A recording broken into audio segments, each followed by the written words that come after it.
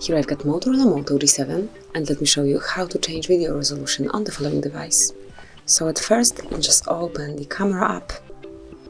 Now go to video mode right here, and once you switch the mode to video, you have to click on the settings icon. And just tap on video size right here, and you can pick the preferred options. So for example, let me apply 4K, and that's it. Now you can grab photos and record videos in this mode. So this is it. This is simply like that. So just tap on the settings, select the video size, and here it is. So that would be all. Thank you for watching. Please subscribe our channel and leave the thumbs up.